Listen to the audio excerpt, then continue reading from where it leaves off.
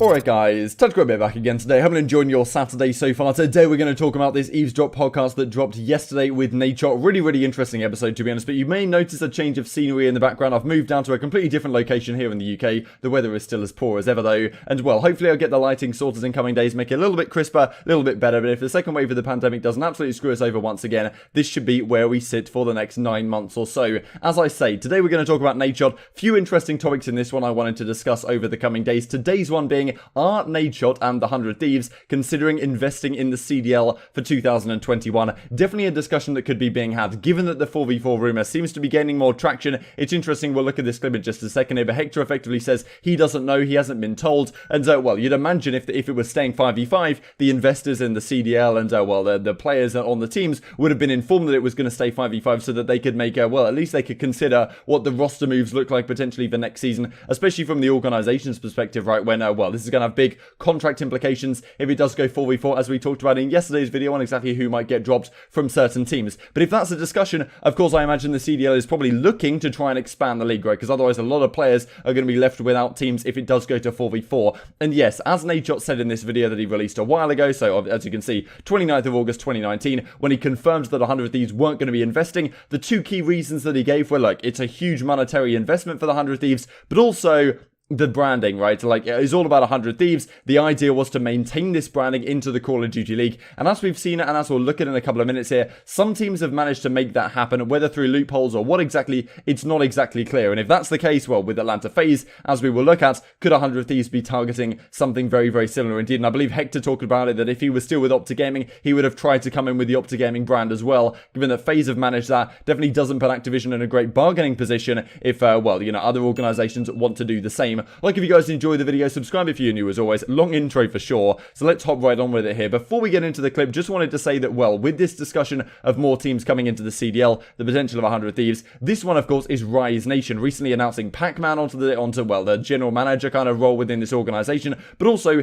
as they say in this ESPN article, we do want to move on to Call of Duty as far as the CDL goes. We've had talks with them dating back to last year and as recently as a few months. That is our first target for sure. I believe they did announce like a Valorant roster quite recently as well, but certainly the CDL is their end goal. And well, as you can see right here, TJ Halley and Gunlers, formerly on the Rise Nation, are talking about this return. Thanks to Dexterity for pointing this out to me on Twitter. So definitely seems, well, a possibility at the very least, even if it's not incredibly likely, as I've discussed the fact that, well, there's no, you know, potentially no LAN events, or at least very few LAN events next season means it's quite difficult to make revenue as a new organization in the league. But this is the clip that, well, Cronut CDL Intel points out. Most of his discussion is around the 4v4 stuff, which is said at the start. The interesting part, I think, is where Nadeshot discusses NDAs at the end of the clip. I'm cracked now. Yeah, so speaking of Warzone keyboard players and that, there's obviously a rumor that Call of Duty might be going back to 4v4.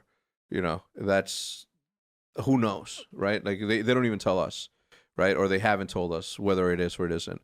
Do you think that there is going to be a time in which crossplay is a thing? Could it be viable? I don't know if I just answer this one. Why? Well, I signed like NDAs in the process of talking about the Call of Duty League. So Nadeshot talks about how he signed a couple of NDAs with the league. I imagine like whether this is being signed ages ago, back in like 2019 when they were initially having discussions and then, you know, they couldn't come to an agreement, or whether this is rather recent, right? I'm not exactly sure how long these NDAs would last, but it definitely seems possible at the very least that 100 Thieves and Nadeshot have had some discussions with the CDL about investing in the new Call of Duty game. Because of course, as he has said, we're going on to a Treyarch title first of all, which makes things maybe more attractive, but also the fact that the branding, right? And this really is the key issue here. We also see this from Gabriel Ruiz, who, as you can see right here, is an executive producer over at 100 Thieves. Kenny tweets this out: would you buy back from the Quavo action? And he says, I'll offer season 2 of 0 to 100 or 0 to 100. So which was like kind of their content season or their content you know, series with the 100 Thieves squads back in the Black Ops 4 days. So definitely saying, okay, maybe we run it back one time. And well, as you can see right here, these are all the players in the league. And I imagine that if it does go into a 4v4 environment, which, well, it's not exactly looking more and more likely, maybe it's not likely at all, but as Hector said in that clip, if the pros and, well, the organizations haven't been told about this, you know, you'd imagine they would have been told if it was going to stay 5v5, right? So at least it's still up for discussion, maybe, as a possibility here. And if that is the case, this you know, landscape is going to change dramatically, right? And I imagine the CDL doesn't really just want to see like well, not two-thirds of its players, but 2/3 of its players will remain, but potentially like imagine we go 4v4, it's potential that the substitute bench would then come shrinking down, right? You might not need 2 subs anymore with a 4-man starting lineup, might only need 1, which leaves like, 2 out of 7 players on every team, which is like 28-ish% of the entire league might be without a job, right? And, who knows exactly what impact that has. Therefore, I imagine the CDL are probably in a position where they're thinking, well, can we possibly get more teams into the league? Do they want to invest in the current environment? Of course, Activision's sales and marketing team is, absolutely phenomenal, right? They managed to flog these spots for $25 million, which is, a questionable price already, you could imagine. And now, there's the opportunity to do even more. And if 100 Thieves are considering it, at the time they did say that, like, that kind of investment, especially with the cities they wanted to go into, like, I think Nadeshot was maybe considering the LA cities and stuff like this. Like, of course, you want, like, a prime location and a prime spot in that sense, and if that's the case, the bidding might even be greater than that, right? And for a new organization like 100 Thieves, that was just too much of a risk for them to take at the time. However, nowadays, with the possibility that they might be able to keep their branding in place, and of course, the question could be asked, right, when you look at this league, as you can see right here, Atlanta FaZe, of course, win the season. This is a squad that somehow managed to get some organizational, like, loopholes jumped through so that FaZe can actually remain as the branding. You may say, like, how does OpTic Gaming manage it? But I believe the OpTic Gaming brand was rescinded from any other esport and anything else other than the Call of Duty League game. So, the kind of thought process here was that, well, we don't want to have a brand that's previously been associated with Call of Duty in the league, so that, like, if the ownership group for OGLA, like Immortals, was to sell it on, then, like, that branding doesn't kind of live on through other esports as well.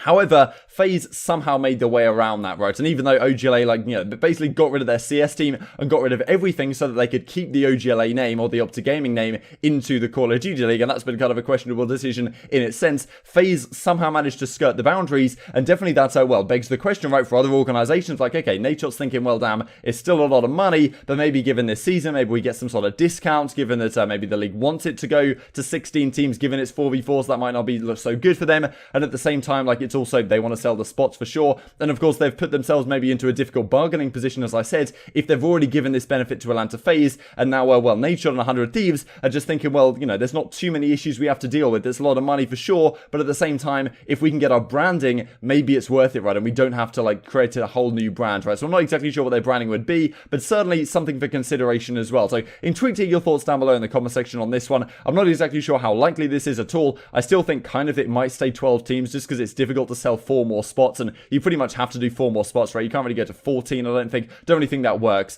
So, I think 16 would have to be the play. We've seen Rise Nation interested for sure. Maybe 100 Thieves and Nadeshot are interested with him talking about this NDA, but maybe it's not, maybe it's not incredibly likely. Hope you guys enjoyed the video. Just to finish off then, thought this was a very interesting stat actually coming out from R11 Stats on Twitter. Great Twitter account to follow. These players have never been first blooded on a map or side. Octane, Waskin, GodRx, Priester, and Celium all undefeated on these particular attack and defense on these search and destroy maps. Pretty interesting. I think GodRx is an especially impressive one, given that, on Piccadilly defense, he's 8-0, and he's often the sniper, right? So, sniping on Piccadilly defense, not losing a single opening engagement, that's pretty impressive stuff, but setting ourselves up very nicely for champs indeed. Look, if you guys enjoyed the video, subscribe if you're new as always. Thank you for watching, and I will see you next time. Securing Alpha. They're losing Charlie.